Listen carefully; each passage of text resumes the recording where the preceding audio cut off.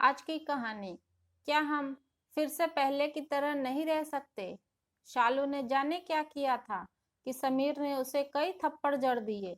हमेशा हर परिस्थिति को समझने वाली शालू भी इस बार गुस्से में अपनी चप्पल ही पति पर दे मारी।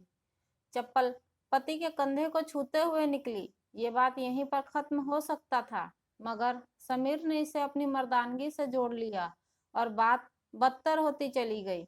ऊपर से रिश्तेदारों ने भी आग में घी का काम किया। किसी ने कहा, जो औरत अपने पति को चप्पल से मार सकती है वो वफादार नहीं हो सकती है, और ना ही पतिव्रता।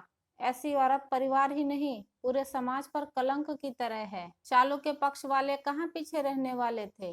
किसी ने कहा, 21वीं सदी में भी जो स्त्री के साथ मारपीट करते हैं उन्हें तो जेल भेज देना चाहिए। तो कोई कहता, जरूर उसका कहीं और चक्कर है, इसीलिए पत्नी से मारपीट करने लगा है। बात अदालत तक पहुंच गई। दोनों पक्षों ने एक दूसरे के खिलाफ केस फाइल कर दिया।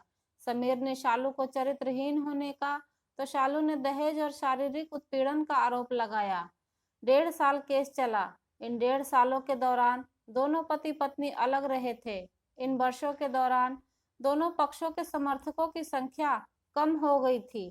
पति और पत्नी दोनों की आर्थिक स्थिति भी इस समय खराब हो चुकी थी। जिन्हें वो अपना शुभचिंतक समझ रहे थे, पैसों की बात आते ही उन्होंने भी अपना पल्ला झाड़ लिया था। अगर कोई देने को राजी भी हुआ तो वो ब्याज की शर्त पर। आखिरकार तलाक हुआ, जो सब चाहते थे। हर कोई खुश था, दोनों पक्षों के रिश्तेदार, उनके माता पिता और दोनों के वकील भी। लेकिन 4 साल की सुखद शादी और एक सुंदर बेटी होने के बाद मिले इस तलाक से शालू चुप थी और समीर बिल्कुल शांत।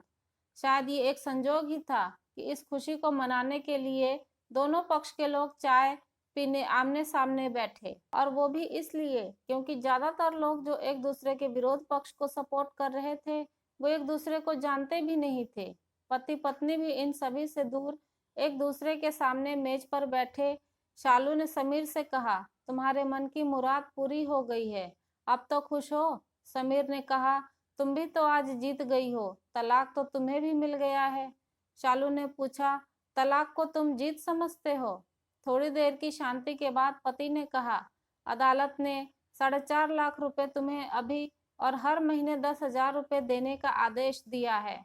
अभी मेरे पास पैसे नहीं हैं, इसलिए हमारा मतलब मेरा जो शहर में फ्लैट है उसे तुम्हारे नाम कर देता हूँ। शालू बोली, लेकिन उस फ्लैट की कीमत तो 20 लाख है। हाँ, लेकिन हमारी बेटी अब तुम्हारे साथ है और आगे जाके उसके खर्चे भी बढ़ेंगे, तुम्हारे लिए आसानी होगी।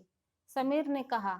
शालू, नहीं नहीं, मुझे सिर्फ 4.5 लाख ही देना, और तुम हर महीने 10,000 जो देने वाले हो मैं मैनेज कर लूंगी। अगर 4.5 लाख नहीं है तब भी कोई बात नहीं। समीर सोचने लगा, कितनी भोली और समझदार है। कुछ समय पहले तक मेरी पत्नी थी और अब अजनबी। ये वही है जो कम से कम खर्चे में घर चलाती और पैसे बचाकर मेरे जन्मदिन पर हमेशा मेरे लिए नए कपड़े खरीद लाती थी। कभी बीमार भी हो जाती तो मुझे पता नहीं चलने देती और घरेलू नुस्खों से ही अपना इलाज कर लेती। मगर घर में कोई और बीमार होता तो तुरंत डॉक्टर के पास लेकर जाती। मेरी ही बुद्धि खराब थी। मैं ही अपनी झूठी मर्दानगी के चक्कर में इतनी बड़ी गलती कर बैठा। शालू के दिमाग में भी उथल पुथल चल रही थी। अभी भी वैसा का वैसा ही है। पहले भी खुद से ज्यादा हमारे बारे में सोचता था और अब भी कर रहा है।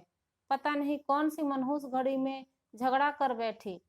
पति ने मौन तोड़ते हुए पूछा, अब तुम्हारे पीठ का दर्द कैसा है? शालू मुस्कुराई और बोली, अभी भी होता है। शालू के आंखों में आंसू आ गए। वो बोली, अगर तुम मेरे चरित्र पर सवाल नहीं उठाते तो ये परिस्थिति आती ही नहीं। समीर बोला, मैं जानता हूँ तुम बहुत अच्छी हो। मुझसे गलती हो गई, बहुत बड़ी गलती। मैं लोगों के बहकावे में आ गया था। तुमने भी तो मुझ पर दहेज लेने का इल्जाम लगाया था। शालू बोली, हाँ, और इस बात का मुझे भी पछतावा है। समीर कुछ कहना चाह रहा था लेकिन हिचक रहा था। शालू ने पूछा, कुछ कहना चाहते हो? वो बोला, क्या सब पहले जैसा नहीं हो सकता? शालू बोली, क्या मतलब? मतलब कि हम फिर से पहले की तरह पति पत्नी बनकर नहीं रह सकते। समीर बोला, पर ये तलाक के पेपर दिखाते हुए शालू ने कहा, फाड़ देते हैं। समीर ने अपने पास रखे तलाक के पेपर फाड़ते हुए कहा। पत्नी ने भी अपने पास रखे तलाक के पेपर फाड़ दिए। सभी हैरान थे, वकील, रिश्तेदार और माँ बाप।